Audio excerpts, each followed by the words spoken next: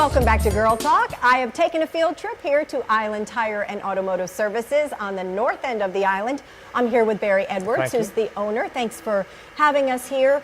Two locations, don't forget, they're here on the island, and award-winning service. We try. Of course. We try. And today we're actually talking about belts, not a fashion accessory, but belts for your car, because this is really interesting. I always learn so much when I'm here, and you're going to take us through what the belts do and why it's important to make sure that that's on the top of your maintenance checklist when your car gets to be a certain age or to be at a certain mileage range. So let's talk about belts. Okay, well, we've got a couple different ones here. This is an example of a serpentine belt, and pretty much every car manufactured has these. They don't use the old V-belts like your dad's car would have had. They use a single belt, has ribs on it, a tensioner, and it's what makes things like the power steering pump, the air conditioner, the alternator, all turn while the engine's running. It's one belt for all of these applications. Right. It's kind of helping make all of those work. And this is a pretty easy one to check. You can pop the hood, you can see it. The looks can be a little deceptive. This is one that we took off this vehicle behind us. Has roughly about 100,000 miles. The writing's still nice and bright. Yeah. But when you look at it, this belt is actually cracking. Oh, okay. And coming apart. Doesn't have a lot of visible cracks, but that's what you're looking for, a dry surface. Okay. If it's getting any cracking here, if these ribs are getting worn down. Because at that point, sometimes the car's cold, you go out and start it, and it makes a squealing sound.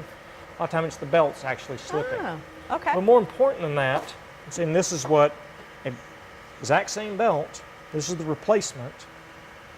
See how much different it looks on the grooves. They're not worn down. Yep. They're nice and full, the surface is slick. Is timing belt. Just many cars that are being made today, they don't actually have timing chains. Some still do, but many of them, particularly your Asian vehicles, will have a timing belt. And what that does is it controls the timing of the engine, when the valves open and close. It's a little different kind of belt. This is one right here. Instead of having that smooth finish, it's got teeth that engage gears on the camshaft as well as the crankshaft. On this particular vehicle, it also is what turns the water pump. But these are not readily accessible. Let me show you, it's underneath the cover, usually behind a lot of other parts. Right, so, it's not something that you can just check like you might be able to another part in the vehicle, or like this belt, easily access the serpentine belt, but not so much on the timing belts. You got to pull things apart. We got some parts on the floor here, so it takes a little bit to get to where you can actually see if your issue is a timing belt issue or not. The way you tell whether or not, first of all, if the vehicle has, whether or not it has a timing belt, you need to call us, you can look in your owner's manual, but there will be a specified interval when it has to be changed. Most manufacturers, Honda, Toyota, Nissan, are going to be about 90 to 105,000 miles. It's a tough belt. It's made to last a long time. Right. The other caveat, though, they put is they say it should be replaced at 9 years or 90,000 miles. So whichever comes first. Whichever comes first. And the reason for that is it's under a tremendous amount of tension. And over time, they've realized that you may not have the mileage, but there are a lot of vehicles on Hilton Head. Maybe 10, 11 years old, they've only got 50,000 miles. The timing belt represents a time bomb, essentially. So this, like we were talking off camera, this is more of a maintenance issue. You don't want to get to the point where it needs to be repaired, because really, if you've had an issue with your timing belt, it means that you've got a much bigger problem on your hands. Exactly. Like, this is a critical maintenance item.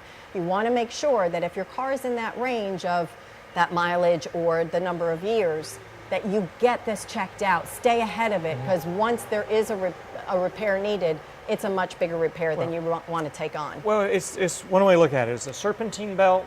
If a serpentine belt breaks, it's going to be an inconvenience. You're going to be stuck, you may have to get towed. Vehicle's not going to run.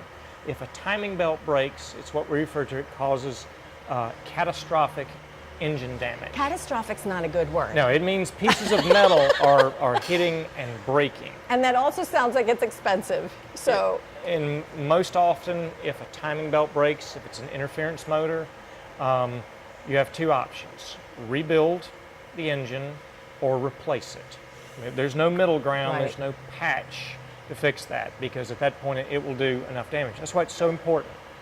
Do the maintenance. but that's what's so great about working with these guys as well. My car isn't in either of those categories yet, but it's in your system. Yeah. So I know when I come and get my oil changed, they're going to be keeping track of things, and they'll red flag it and say, hey, Deb, you're at that point where you're going to need this. I really don't even have to think about it. I just know I bring it into these guys, and they're going to take care of it Or for we me. can say, Deb, car looks good, however, and in 15,000 miles. So by this time You'll next give me a year, heads up. yeah, and this is what you're going to be looking at. So plan accordingly. It's great stuff. Barry, as always, thank you Well, thank for you. great informative details about our car and again, some of these critical items that could be big problems that are avoided if you come to Island Tire and Automotive Services. Thanks for tuning in to this episode of Girl Thank Talk. you. I'm Debbie Court. We'll see you next time.